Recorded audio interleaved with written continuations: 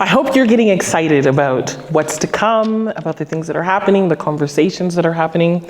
Yesterday, I had the really fun opportunity to sit with our board. So we had a really busy day because many of us were here last night, but we got together at about 8 in the morning. 8 in the morning?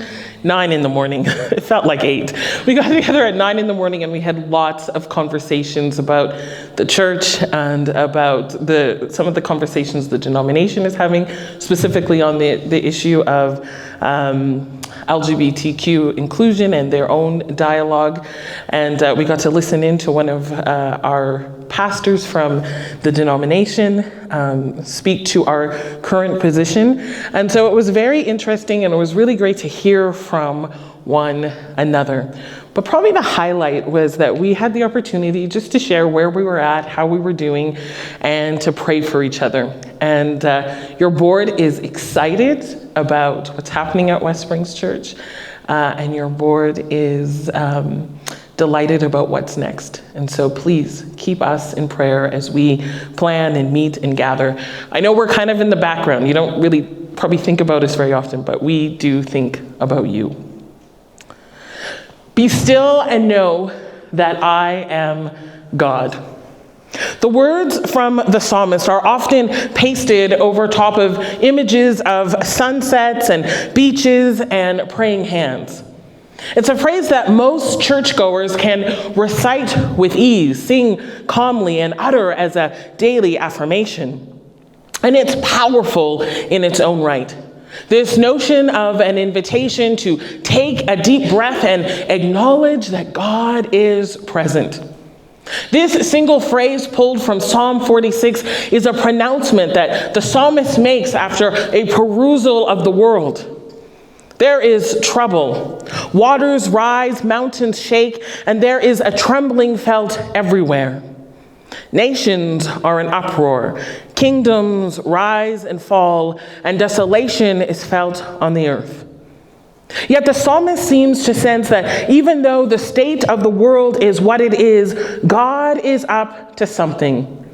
You can almost hear him whisper or invite us to read between the lines that all of the teetering and tottering, the wobbling cannot outshine, outweigh, or outperform what God is doing, where God is leading, what God is up to. This opening of our eyes to see what is beyond the veil, what is beyond our humanity. And we may see war, but the promise is that war will cease. We may see violence, but the promise is the end of violence. We may see the tools of destruction taking over the landscape, but the promise is that the tools of peace and shalom will rise and reign. Amen. And because this is the direction in which we believe, the direction in which we hope, the direction in which we lean into faith, the psalmist, on behalf of God, invites those then and now to be still and know that I am God. But does this stillness, does this posture mean that we do nothing? Are these words ushering us to move into our corners and our basements, our circles and our churches, and simply hunker down?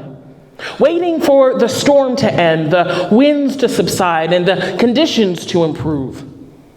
Do we simply witness the war, the violence, and destruction, and await the day that wars cease, and await the day that God's hand reaches down into the earth and breaks the bow, and dismantles the guns, and eliminates missiles, and makes military exercises a thing of the past?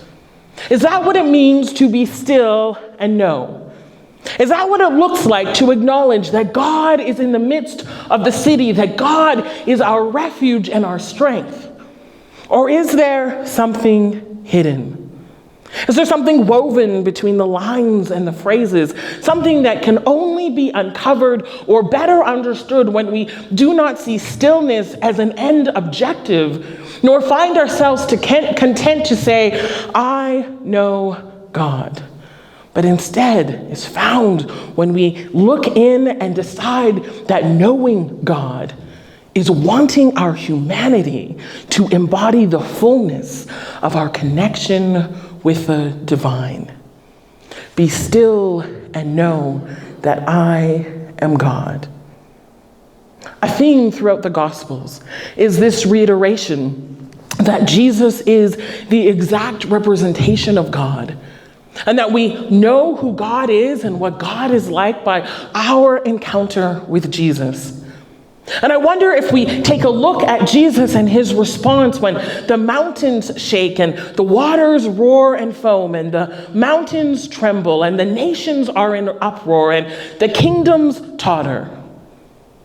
I wonder what happens to how we view these sunset postcard-worthy words, be still and know, in juxtaposition to actual darkness. How do we view those words when we come in face to face with actual chaos and actual disappointment? In Luke 23, Jesus is on the cross. And the scene that we watch from a distance is Jesus in physical pain and agony, humiliated as his worst moment is on display for the entire community to bear witness to. He's been betrayed and denied and abandoned by his closest friends in his worst moment. His mother watches and he watches her as she weeps. The followers that hailed him now believe that Jesus has failed them. He hasn't met their expectations, and I wonder if that sense of disappointment goes in both directions.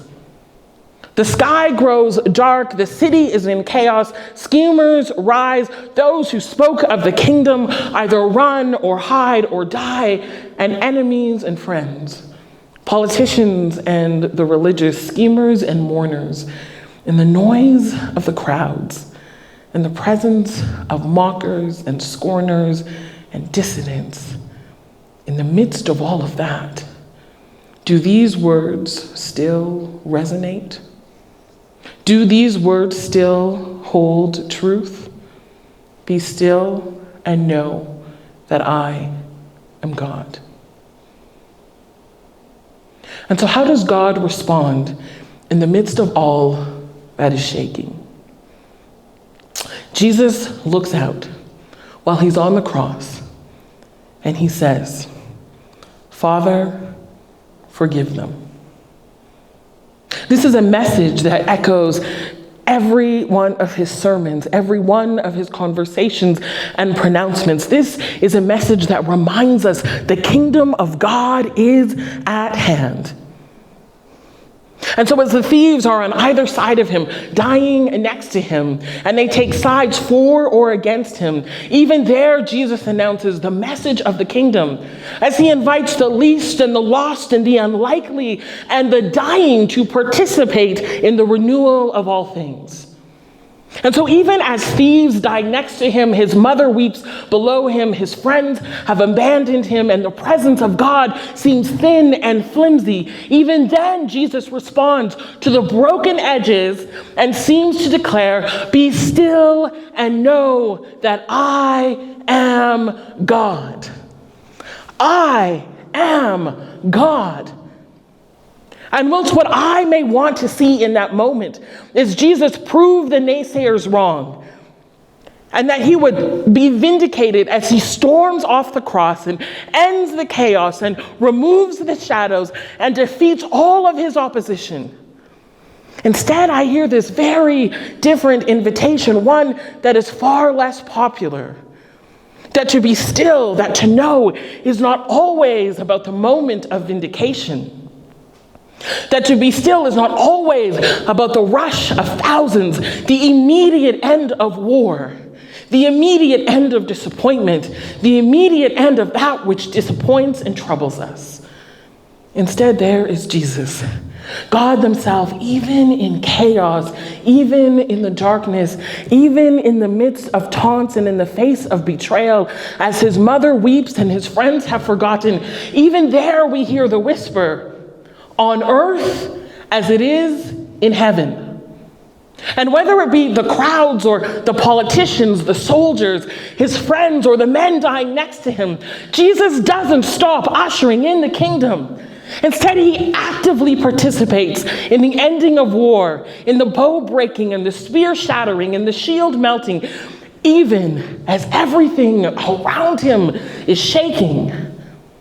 And so I wonder if these two messages somehow mesh together, if they somehow meet somewhere in the middle, and if we can find ourselves being given permission to rest in the knowledge that God is, and also being called to live as though God is. That the call to be still, the invitation to recognize God in the midst of even this, is also an invitation to be co-creators, participants with God in the renewal of all things. I wonder if in the deep breaths and the sunsets and the mountain peaks and the stillness of the early morning, as we embody those words, be still and know that I am God, I wonder if they remain incomplete. I wonder if they remain unfettered, if they remain somehow dull and untouched. If they do not lead us to consider and respond to the prayer that Jesus taught, your will be done on earth as it is in heaven. For Jesus, this looked like offering forgiveness, showing compassion, and making space for a convicted criminal to receive acceptance. For Jesus, in that moment, he declares that the cross and the chaos and the sorrow of it all, that all of that may be what you see, but that this is not what is promised. And then he goes about offering the slightest and the smallest picture of what is possible when all that surrounds us does not point us away from the war and away from the violence and away from the chaos, but instead points us towards the message of the kingdom. Be still and know that I am God. Your will be done on earth as it is in heaven. And so we join the psalmist in acknowledging that there is trouble. We understand that the mountains shake and that the seas roar, but we do not remove our eyes from the nations in uproar and the kingdoms that totter. We do not ignore desolation and war and violence and disappointment. Instead, we lean in and say with all of our conviction, be still and know that I am God. And then with our eyes wide open and our hearts focused on where God is leading, because we know who God is and we understand what God is like, we then seek peace where there is chaos. We participate in healing and restoration where there are wounds. We seek to walk with those who are waiting for their paths to be made straight, and we do not add rocks and hills and barriers along their way. We offer shelter to those in the storm and provide lifeboats for those caught in the raging seas.